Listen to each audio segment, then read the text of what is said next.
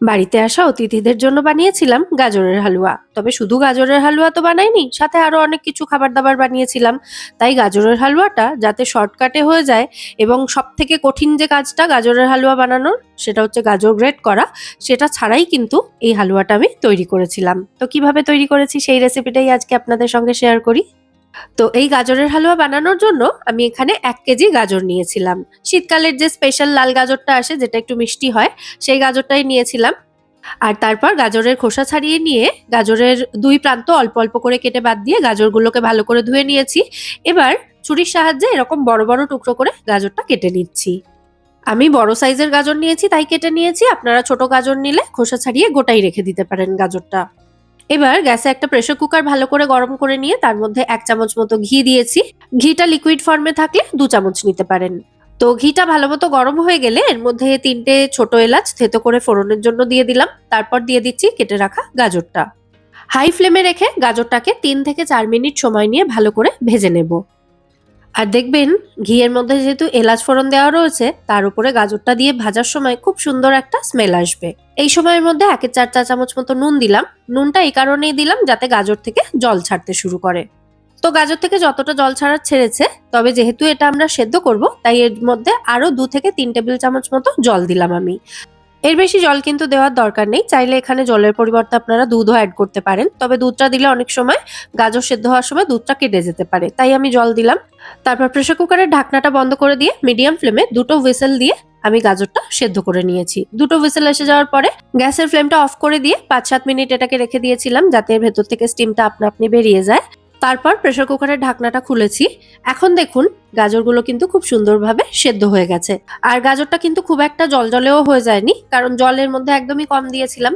দেখুন কি সুন্দর সেদ্ধ হয়ে গেছে গাজরটা। তবে এই সময় গাজরটাকে কিন্তু ম্যাশ করার প্রয়োজন নেই।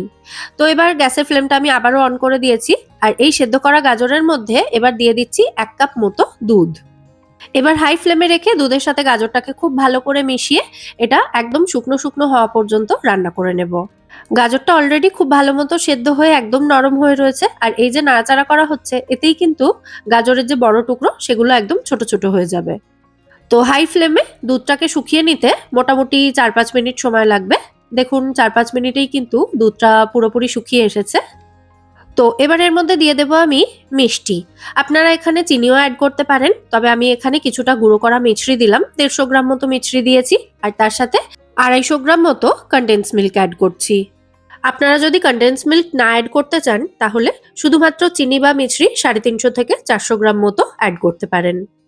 আর তার সাথে গাজরের হালুয়ার রিচনেসটা যাতে একটু বাড়ে, তার জন্য দুধের পরিমাণটাও আর একটু বাড়াতে পারেন। মানে এখানে আমি 1 কাপ দুধ অ্যাড করেছি, আপনারা 2 কাপ অথবা 3 কাপ দুধও অ্যাড করতে পারেন। সেটাকে একটু জাল দিয়ে ঘন করে নিতে হবে। তো দেখুন, সমস্ত কিছু একসাথে খুব ভালো করে মিশিয়ে আমি বেশ খানিকক্ষণ এটাকে রান্না করে নিয়েছি। এটা এখন অনেকটাই ঘন হয়ে এসেছে। তো এবার আমি এর মধ্যে কিছুটা ঘি এবং ড্রাই ফ্রুট অ্যাড করব। আর আলাদা আলাদা না দিয়ে ঘিয়ের মধ্যে ড্রাই ফ্রুট গুলোকে একটু ভেজে অ্যাড করছি। তো আবারও 2 চামচ মতো ঘি নিয়েছি এবং এর মধ্যে ছোট টুকরো করে কেটে রাখা কাজু বাদাম এবং কাঠবাদাম দিয়েছি, মানে কাজু এবং আমন্ড নিয়েছি এখানে। আর এগুলো একটু ভেজে নেওয়ার পর এর মধ্যে দেবো 1 মুঠো মতো কিশমিশ। দিয়ে সমস্ত কিছু একসাথে ভালো করে নাড়াচাড়া করে একটু ভেজে এটা এই গাজরের হালুয়ার মধ্যে দিয়ে দেবো।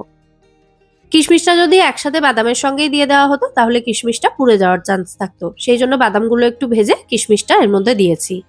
ঘি সমেত ভেজে রাখা ড্রাই ফ্রুটস গুলো এর মধ্যে আমি দিয়ে দিলাম। দিয়ে আবারও ভালো করে মিশিয়ে যতক্ষণ না এটা একটু ভাজা ভাজা টাইপের হয়ে যাচ্ছে, মানে এর মধ্যে থেকে ঘি ছাড়তে শুরু করছে হালুয়াটা থেকে, ততক্ষণ পর্যন্ত এটাকে একটু নাড়াচাড়া করে নিচ্ছি। আমি 3টে ছোট এলাচের দানা বের করে দানাগুলোকে হামানদিস্তাতে একটু থেতো করে নিয়েছিলাম, সেটা এর মধ্যে দিলাম ফ্লেভারের জন্য। এবার ফাইনালি একটা ভেজিটেবল ম্যাশারের সাহায্যে এটাকে হালকা করে একটু এভাবে ম্যাশ করে দিচ্ছি, যাতে গাজরটা পুরোপুরি একদম ম্যাশও না হয়ে যায়, মানে একদম হালুয়া না হয়ে যায়। মানে হালুয়াই হচ্ছে, তবে প্রথমে ম্যাশ করে দিলে তারপর হালুয়াটা আরো নাড়াচাড়া করার পর সেটা একদম ঘেটে ভর্তা হয়ে যাবে। সেই জন্য হালুয়াটা রেডি হয়ে যাওয়ার পর যদি এটাকে হালকা করে একটু ম্যাশ করে দেওয়া হয়, তাহলে এটার টেক্সচারটা এরকম থাকবে, মানে একটু দানা দানা থাকবে। যাই হোক, আশা করি বোঝাতে পেরেছি। তো এদিকে তো আমাদের হালুয়া রেডি। সবশেষে ঘিয়ের গন্ধটা যাতে ইনট্যাক্ট থাকে, তার জন্য আরো 1 চামচ ঘি দিয়েছি। তবে এখানে ঘিটা দেওয়া কিন্তু সম্পূর্ণ অপশনাল। তো ঘিটা দিয়ে ফাইনালি আরো একবার নাড়াচাড়া করে এবার আমি হালুয়াটা নামিয়ে নেব। আমাদের দুর্দান্ত সুস্বাদু গাজরের হালুয়া কিন্তু এখানে একদম রেডি। টেক্সচারটা দেখুন, একদম মনে হচ্ছে না গ্রেট করা গাজরের হালুয়া যেরকম হয় সেরকমই। তো ফাইনালি এবার আমি এটাকে সার্ভ করে দিচ্ছি।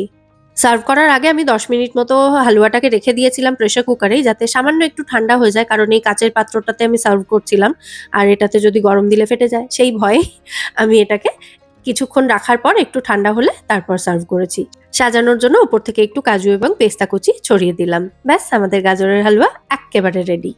রেসিপিটা আপনাদের কেমন লাগলো সেটা কিন্তু অবশ্যই কমেন্টে জানাবেন। যদি ভালো লেগে থাকে ভিডিওটাকে বরাবরের মতো একটা লাইক এবং শেয়ার করে দেওয়ার অনুরোধ রইল। আর যদি ভালো মনে হয় আমার এই চ্যানেলটা সাবস্ক্রাইব করে আমার পাশে থাকতে পারেন। সাবস্ক্রাইব করা কিন্তু একেবারে ফ্রি। আবার দেখা হবে তাহলে পরের পর্বে। আজকের মতো এই পর্যন্তই। সবাই সুস্থ থাকবেন, ভালো থাকবেন এবং সবাইকে খুব ভালো রাখবেন। নমস্কার।